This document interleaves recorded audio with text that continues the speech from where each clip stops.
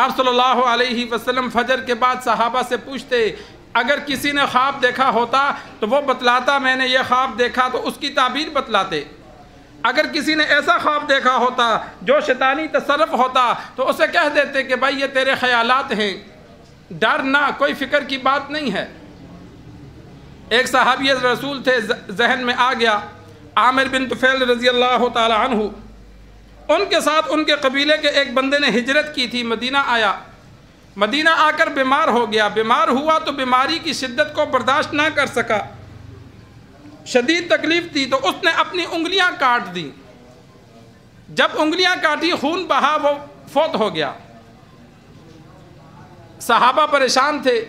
عامر بن طفیل رضی اللہ تعالی عنہ، انسان کا کوئی عزیز بری موت مر جائے تو انسان پریشان ہوتا ہے، یار یہ ایسا نہ کرتا۔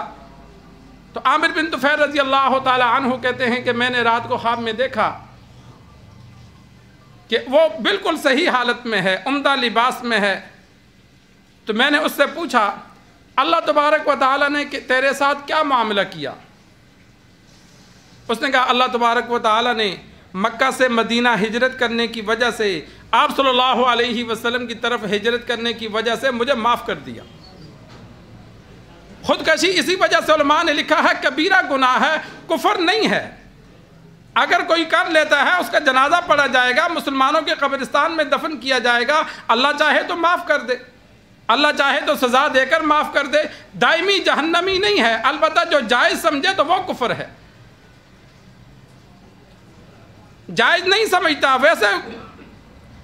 مغلوب ہو کر، پریشان ہو کر خودکشی کر بیٹھتا ہے تو ہم اسے کافر نہیں کہیں گے۔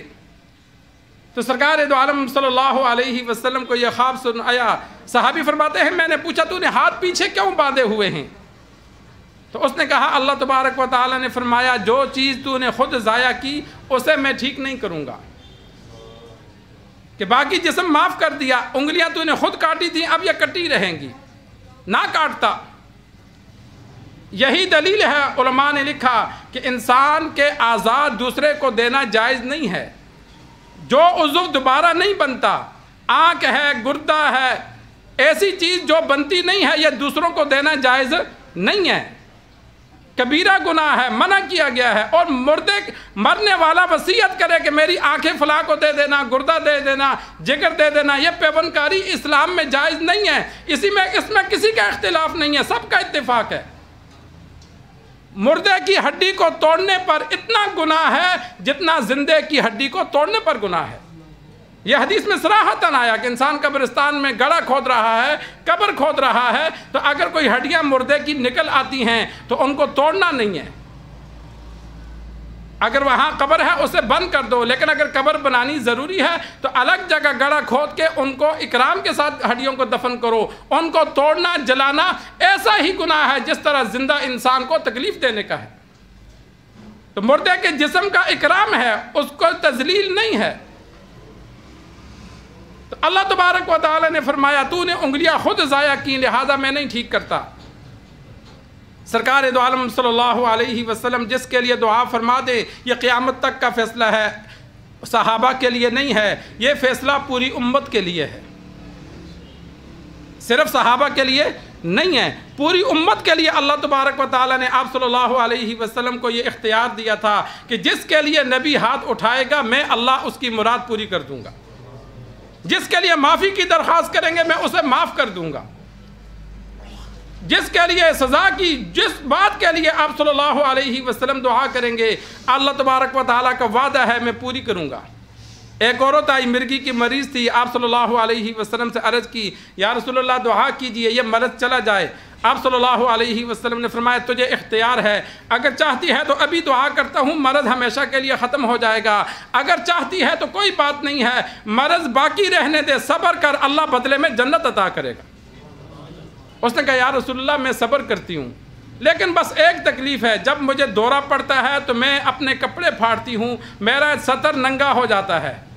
آپ یہ دعا کریں کہ جب مجھے دورہ پڑے تو میں اپنے کپڑے نہ پھاڑوں، میرا جسم ننگا نہ ہو۔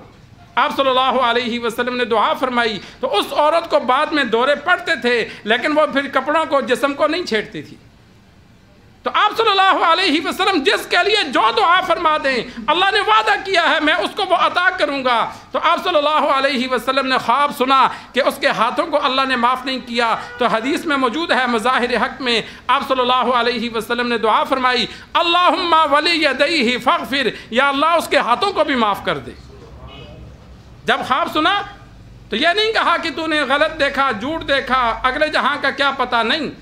تصدیق کی کہ ہاں اللہ نے اسے معاف کر دیا. ہاتھوں کو معاف نہیں کیا تو ان کے لیے آپ صلی اللہ علیہ وسلم نے اللہ سے سفارش کر دی. مسجد نبوی میں بیٹھے تھے، وہاں سے سفارش کی یا اللہ اس کے ہاتھوں کو بھی معاف کر دے.